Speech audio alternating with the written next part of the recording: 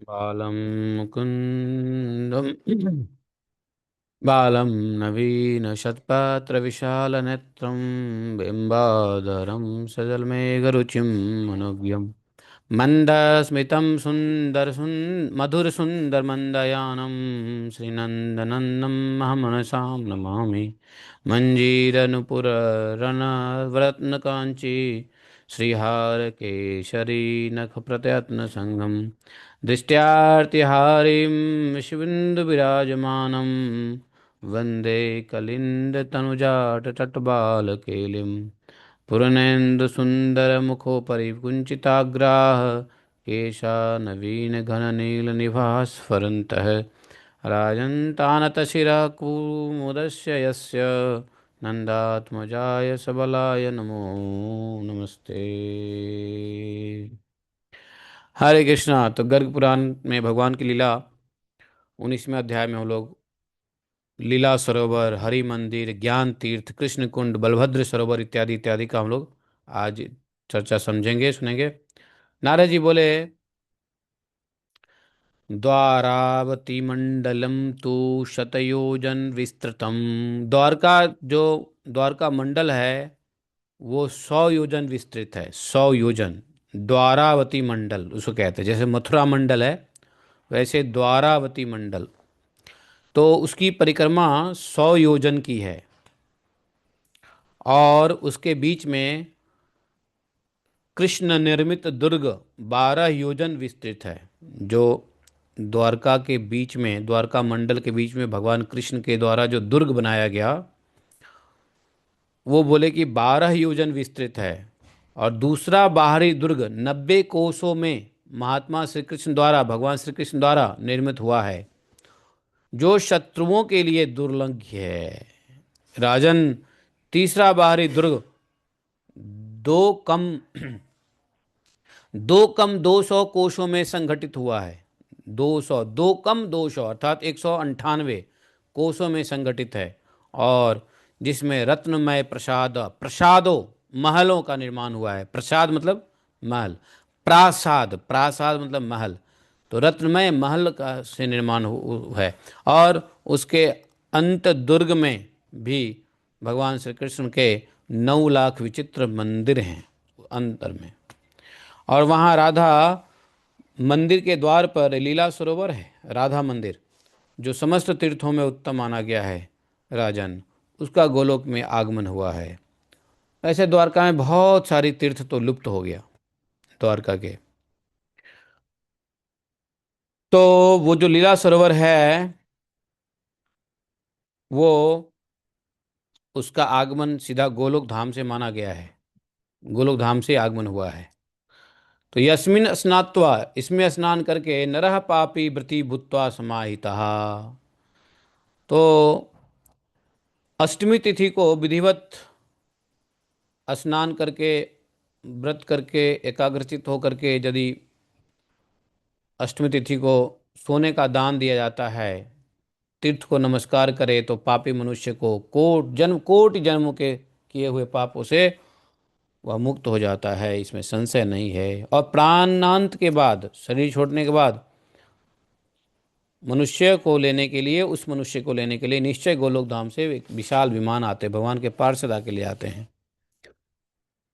10 मनुष्य, वह मनुष्य, जो मनुष्य 10 कामदेवों के समान लावण्यशाली रत्न कुंडलों से मंडित बनमालाधारी पीताम्बर से आच्छादित श्याम कांति वर्ण सहस्त्र सूर्यों के समान दीप्तमान सहस्त्र पार्षदों से सेवित दिव्य रूप धारण करता है। उसके उसको दिव्य सेवाएं की जाती है, चामर डुलाए जाते हैं, जय जयकार की ध्वनि होती है। इस प्रकार से वह गोलोक धाम में भगवान के पार्षद आकर के ऐसे व्यक्ति को ले जाते हैं जो इस तीर्थ में स्नान करता, दान करता, ऐसा ऐसा। बोले राजन, बोले कि अथ तीर्थानि च अन्यानि शृणु राजन महामते शतुत्तराणि तत्रैव सहस्राणि च षोडश। बोले कि राजन, अब अन्य तीर्थों का वर्णन तो सुनिए। वहाँ पर 16,108 तीर्थ है। 16,108 पत्नियों का नाम सुना था हम लोगों ने, नहीं? मतलब उतनी ही पत्नी, जितनी पत्नी है उतनी ही तीर्थ है। और सभी तीर्थों में वो सभी तीर्थ बने कैसे? तो इन पत्नियों के जो अलग अलग भवन है, सबकी अलग अलग बारी बारी से परिक्रमा और वंदना करके फिर क्या करते हैं, ज्ञान तीर्थ में गोता लगाकर जो पारिजात का स्पर्श करता है उसे तत्काल ज्ञान वैराग्य और भक्ति की प्राप्ति हो जाती है। श्री कृष्णो हृदय तस्य वसेद्धिष्ट मना सदा स्मृति सिद्धय सर्वास्तम भजन्ति निसर्गतः। बोले कि जो व्यक्ति ये 16,108 तीर्थ को परिक्रमा करके ज्ञान तीर्थ में गोता लगाए तो भक्ति ज्ञान वैराग्य तो तत्काल प्राप्त हो जाता है। उसके हृदय में भगवान श्री कृष्ण सदा प्रसन्नचित्त होकर वास करते हैं। समूची सिद्धियां समृद्धियां स्वाभाविक रूप से सेवा में उपस्थित हो जाती हैं। जो भगवान के मंदिर का दर्शन करता है, श्री हरि के मंदिर का, वह मुक्त और कृतार्थ हो जाता है। इसके समान दूसरा कोई वैष्णव नहीं है और उस तीर्थ के समान कोई दूसरा तीर्थ नहीं है। भगवान के मंदिर का विस्तार 5 योजन में है। वहाँ से 100 धनुष की दूरी पर श्री कृष्ण कुंड है, जो भगवान श्री कृष्ण के तेज से प्रकट हुआ है। उसी कुंड में स्नान करके जाम्बती नंदन सांब, शाम को क्या कुष्ठ रोग हो गया था ना, तो वही कुष्ठ रोग उसी कुंड में स्नान करके खत्म हो गया था। और उस कुंड के दर्शन मात्र से मनुष्य संपूर्ण पापों से छुटकारा पा लेता है। बोले देखो, वहां से 18 पद की दूरी जो पूरब की दिशा में जाओगे तो एक तीर्थ है, उसका नाम है बलभद्र सरोवर। बलदेव जी ने पृथ्वी की परिक्रमा करके यहाँ यज्ञ किया और वहीं उस सरोवर का निर्माण कराकर रेवती रानी के साथ विराजमान हुए। उसमें स्नान करके मनुष्य तत्काल समस्त पातकों से मुक्त हो जाता है। पृथ्वी की परिक्रमा का फल उसके लिए दुर्लभ नहीं रहता। भगवान के मंदिर से हजारों हजार धनुष, सहस्त्र धनुष आगे दक्षिण दिशा में, बोले कि गणनाथ महान महान तीर्थ है, उसका नाम है गणनाथ। तो जब उनका एक पुत्र हुआ, नाम क्या था, प्रद्युम्न, प्रद्युम्न को जन्म देने पर जब वे 10 दिन बीतने से पहले ही उनका अपहरण हो गया ना, प्रद्युम्न जी का, तब रुक्मिणी जी ने यहाँ पर बड़े भक्ति भाव से गणेश जी की पूजा का अनुष्ठान किया था। इसलिए इस तीर्थ को गणनाथ तीर्थ कहते हैं। गणेश जी का पूजा किया था पुत्र की प्राप्ति के लिए, जो प्रद्युम्न को अपहरण किडनैप कर लिया था ना, तो वहां पर आज भी वह गणनाथ तीर्थ है। और स्नान करके जो वहाँ सोने का दान देता है उसे पुत्र की प्राप्ति निश्चित होती है और उसका वंश बढ़ता है। देखो, पुत्र प्राप्ति के लिए वहाँ भी एक अच्छा जगह है। बोले कि देखो, राजन बहुलाश्व मिथिलेश्वर को बोल रहे हैं कि भगवान के मंदिर से पश्चिम दिशा में 200 धनुष की दूरी पर एक तीर्थ है, उसका नाम बताया दान तीर्थ है। और वहाँ भगवान की प्रसन्नता के लिए जो प्रतिदिन दान करता है वह उत्तम पुण्य का भागी होता है। उस तीर्थ में स्नान करके जो मनुष्य 2 पल सोना, 8 पल चांदी और 100 रेशम पटाम्बर दान देता है और हजारों मोहर और नवरत्नों का दान करता है, उस श्रेष्ठ मानवों को मिलने वाले पुण्य का वर्णन तो सुनिए। बोले कि 1000 अश्वमेध यज्ञ, 100 राजसूय यज्ञ का जो फायदा होगा उसका 16वां हिस्सा भी इसके बराबर नहीं हो सकता। बद्रिकाश्रम तीर्थ की यात्रा से मनुष्य जिस फल को पाता है, सूर्य के मेष राशि पर रहते समय सैंधवारण्य की यात्रा करने पर जिस फल की प्राप्ति होती है, सूर्य के वृष राशि में रहते उसमें उत्पलावर्ष तीर्थ की यात्रा में स्नान दान का जो फल मिलता है, लाखों गुना फल जो है इस दान तीर्थ में स्नान दान का फल है। परंतु बोले कि दान तीर्थ में उससे भी कोटि गुना फल पदार्थ होता है। तस्मात् कोटि गुणम पुण्यम दान तीर्थे विद्य। तो जो दान तीर्थ में 1 माह तक रह करके स्नान करता है भाई, उसको जिस अनंत पुण्य की प्राप्ति होती है, उसका ज्ञान चित्रगुप्त को भी नहीं है। चित्रगुप्त जो सबके पुण्यों का पापों का लेखा जोखा रखते हैं, उनको भी यह ज्ञान नहीं, इतना ज्ञान नहीं है कि जो लोग 1 महीना रह करके दान तीर्थ में स्नान करे उसका कितना पुण्य होगा, उसको वो चित्रगुप्त महाराज को भी समझ में नहीं आता। उस तीर्थ के महात्म्य को बतलाने में ब्रह्मा जी भी समर्थ नहीं।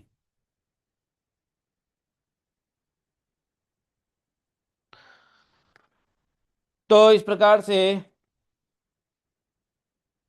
दान का महत्व बताया है कि किस दान से उत्तम कौन सा दान है। तो बोले कि सभी दानों में अश्वदान उत्तम माना गया, अश्वदान। और अश्वदान से भी श्रेष्ठ माना गया गजदान, हाथी का दान। और हाथी के दान से भी श्रेष्ठ बताया है रथ का दान। रथों के दान से भी श्रेष्ठ है भूमि का दान। और भूमि दान से भी श्रेष्ठ है, बोले कि अन्नदान। इसलिए अन्नदान महादान कहते हैं ना, क्योंकि भूमि के दान से भी श्रेष्ठ अन्नदान है। अन्नदान के समान दूसरा कोई दान न हुआ न होगा, क्योंकि देवताओं, ऋषियों, पितरों और भूतों की भी अन्नदान से ही तृप्ति होती है। अन्नदान समम दानम न भूतम न भविष्यति, देवर्षि पितृभूतानाम तिप्तरने तिप्ति रत्ने न जायते। इसलिए लोग अन्नदान भी करते हैं। अन्नदान को सर्वश्रेष्ठ दान बताया है। जो मनुष्य दान तीर्थ में अन्न दान करता है, वह तीनों ऋण से मुक्त होकर विष्णु के परम धाम को जाता है।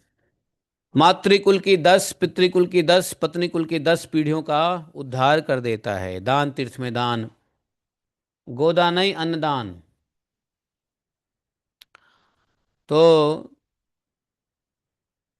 दान तीर्थ में दान करने वाले मानव देह त्याग के पश्चात चतुर्भुज दिव्य रूप धारण करके गरुड़ पर फहराते हुए बनमाला और पीताम्बर से अलंकृत भगवान विष्णु के धाम को जाता है। बोले राजन, भगवान के मंदिर द्वारका में भगवान के मंदिर से उत्तर दिशा में आधे कोस की दूरी पर मनोहर माया तीर्थ है। वहां चंड मुंड का विनाश करने वाली दुर्गा, तीनाशिनी, सिंह वाहिनी, भद्रकाली दुर्गा नित्य विराजती है। माया तीर्थ, जहां पे कौन रहती है? दुर्गा। भगवान श्री कृष्ण स्यमंतक मणि ले आने के लिए जब ऋक्षराज जाम्बान की गुफा में गए थे, तो देवकी वसुदेव ने क्या किया था? अपने पुत्र को पुनः प्राप्त करने के लिए यहाँ पर दुर्गा देवी का पूजा किया था। इसलिए यहाँ पर दुर्गा तिनाशिनी, सिंह वाहिनी, भद्रकाली दुर्गा नित्य विराजती हैं। और यहाँ पर तब से लेके आज तक देवी दुर्गा की पूजन होती है द्वारका में, इस जगह पर।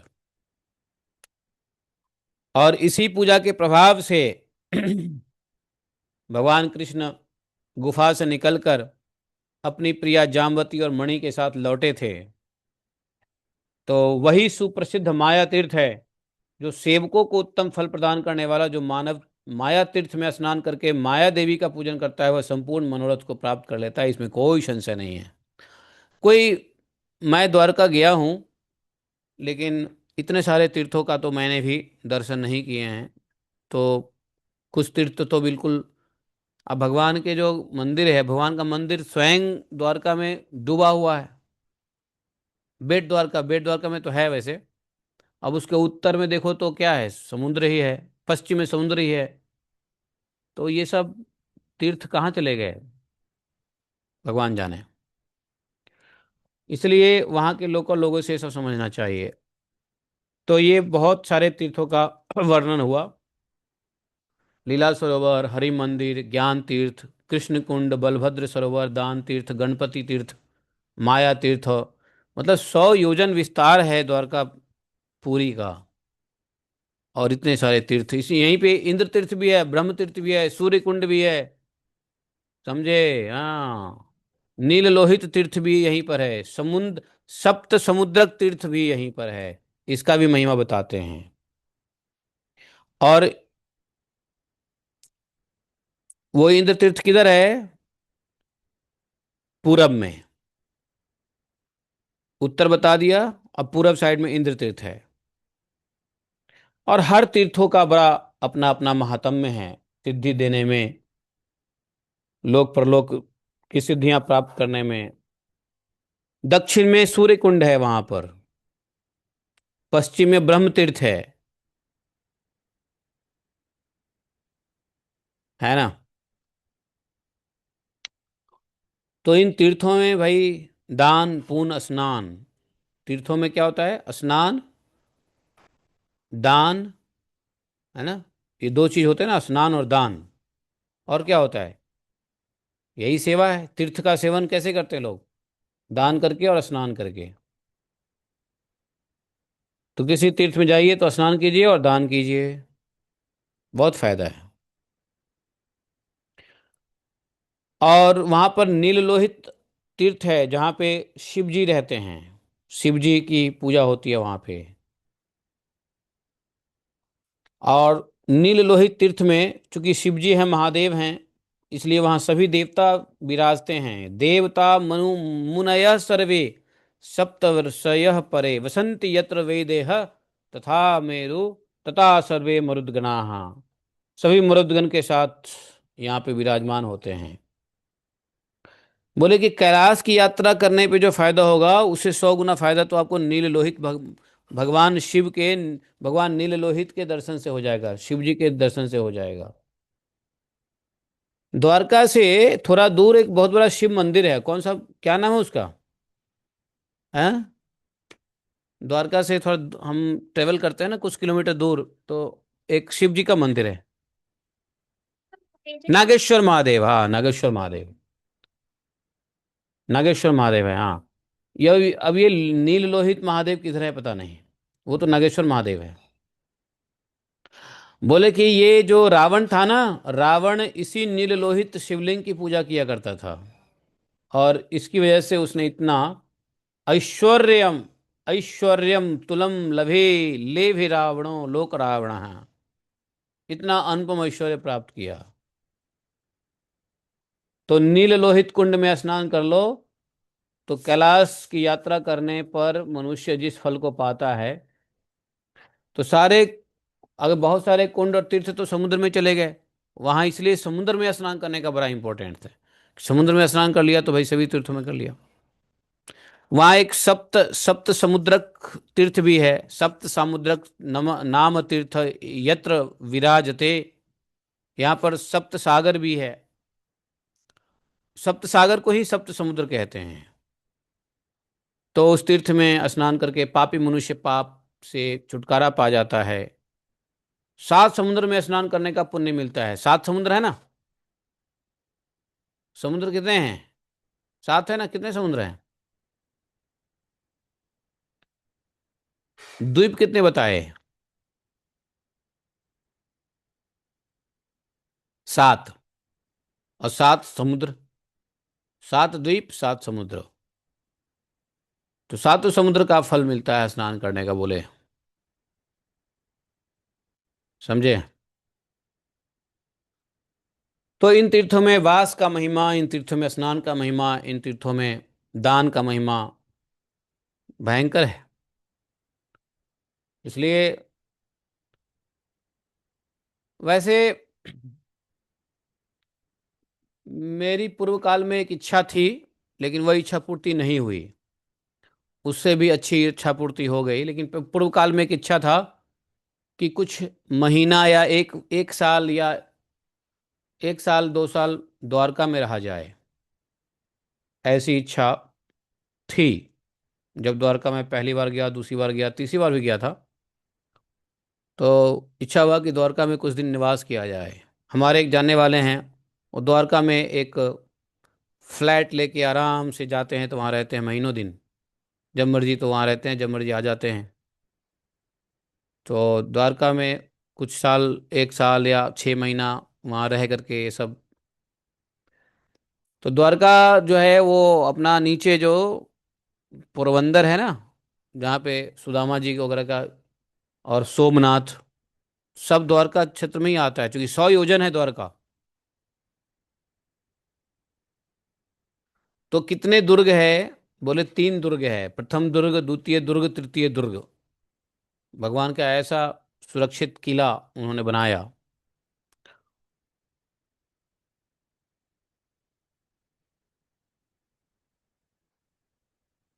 तो तृतीय दुर्ग के द्वार पर देवताओं के दर्शन और पूजन की महिमा और पिंडारक तीर्थ का महात्म्य, ये हम लोग तो कल जो है द्वारका खंड समाप्त करेंगे। और कल होने वाला है अंतिम चैप्टर भी, सुदामा ब्राह्मण का उपाख्यान। सुदामा ब्राह्मण का उपाख्यान, सुदामा चरित्र जो है का श्रवण कल करेंगे गर्ग संहिता में। आज के लिए इतना ही। ओम नमो गोवर्धन उद्धारणाय गोविंदाय गोकुल निवासाय गोपाल पतये गोपालाय गोपाल पतये गोपीजन भर्तरे गजगिरी गजधत्रे करुणानिधये जगद्विधये जगत निवासाय जगत मंगलाय जगत मनमोहनाय कोटि मनमत मनमथाय वृषभानुसुतावराय श्रीनंदराज कुल प्रदीपाय श्रीकृष्णाय परिपूर्णतमाय तम असंख्य ब्रह्मांड पतये गोलोक धाम अधिष्णाधिपतये स्वयं भगवते सबलाय नमस्ते नमस्ते नमस्ते।